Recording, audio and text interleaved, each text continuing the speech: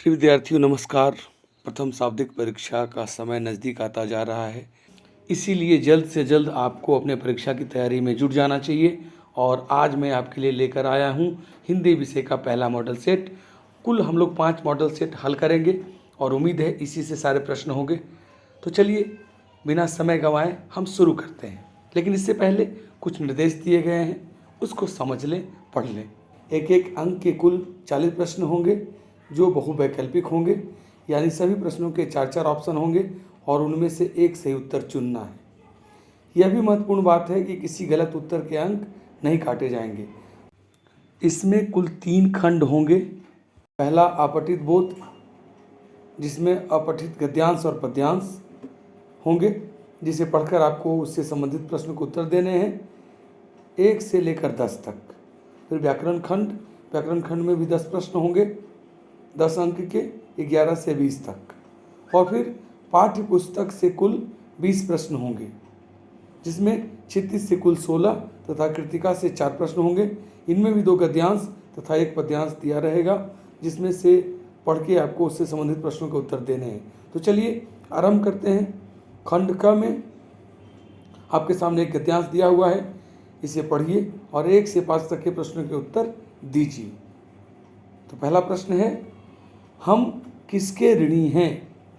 आपके सामने 4 ऑप्शन हैं। आपने गद्यांश पढ़ा है, तो इसका सही उत्तर है मातृभूमि। दूसरा प्रश्न में कुछ मिसप्रिंटिंग है, इसलिए इसको स्किप करेंगे। चलिए तीसरा प्रश्न करते हैं, हमारा भरण पोषण किसके द्वारा होता है? 4 ऑप्शन है आपके पास और इसका सही उत्तर है धरती माँ के द्वारा दिए गए अन्न से। चौथा प्रश्न है, देश की उन्नति के लिए हम क्या करें? इसका सही उत्तर है सभी को समता तथा सहृदयता का पाठ पढ़ाएं और पढ़ें। देश प्रेम क्या है? उत्तर है सही, देश के प्रति रीति रिवाजों को निभाना और विभिन्न धर्मों को सम्मान देना। छठा प्रश्न, और ये आपके सामने पहले पद्यांश है, इस पद्यांश को पढ़ना है, उसके बाद छठा प्रश्न का उत्तर देना है। तो इस पद्यांश को हमने पढ़ लिया है। चलिए प्रश्न हल करते हैं। छठा प्रश्न है, किससे डरकर नौका पार नहीं होती? इसका सही उत्तर है लहरों से डरकर। नन्ही चींटी दाना लेकर कहाँ चढ़ती है? दीवारों पर। मन का विश्वास रगों में क्या भरता है? साहस। सिंधु में डुबकियां कौन लगाता है? गोताखोर। कैसे लोगों की हार नहीं होती? इसका सही उत्तर है कोशिश करने वालों की। अब आइए व्याकरण खंड को हल करते हैं। इनमें से किस वाक्य में अकर्मक क्रिया है? तो ये 4 वाक्य दिए हुए हैं और हम जानते हैं कि जिसमें कर्म होता है वो सकर्मक क्रिया होती है और जिसमें कर्म नहीं होता वो अकर्मक क्रिया होती है। तो इसमें अकर्मक क्रिया वाला वाक्य है मोहन सो रहा है, क्योंकि बाकी तीनों वाक्य में सकर्मक क्रिया है। कौन सा वाक्य सकर्मक क्रिया का उदाहरण है? तो इसमें सकर्मक क्रिया है रीता खाना खाती है, बाकी तीनों अकर्मक क्रिया वाले हैं।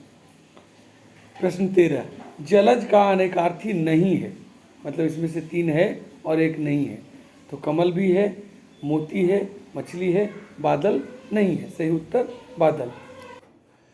2 पदों या शब्दों के मेल से बना तीसरा पद क्या कहलाता है? सही उत्तर है समास। प्रतिदिन कौन सा समास है? अव्ययी भाव। नीला है जो कंठ, नीलकंठ किस समास का विग्रह है? इसका सही उत्तर है कर्मधारय। जब वर्षा होती है तब मोर नाचने लगते हैं। रचना के आधार पर वाक्य का भेद बताएं। इसका सही उत्तर है मिश्र वाक्य। जिस वाक्य में कर्ता के काम को प्रधानता दी जाती है वहाँ कौन सा वाच्य होता है? सही उत्तर है कर्तृवाच्य। बालक चांद खाली स्थान देख रहा है, इसमें अव्यय शब्द भरना है। तो इसका सही उत्तर है की ओर। निम्न में से कौन सा शब्द समुच्चयबोधक अव्यय शब्द है? इसका सही उत्तर है अथवा। और इसके बाद अब आते हैं पाठ्य पुस्तक खंड की ओर। एक पद्यांश दिया हुआ है जो कि पाठ्य पुस्तक से है और उसे पढ़कर उसका उत्तर देना है इन प्रश्नों का। प्रश्न 21, इस पद के रचयिता कौन है? इस पद के रचयिता हैं सूरदास। गोपियाँ किसकी अनन्य भक्त थीं?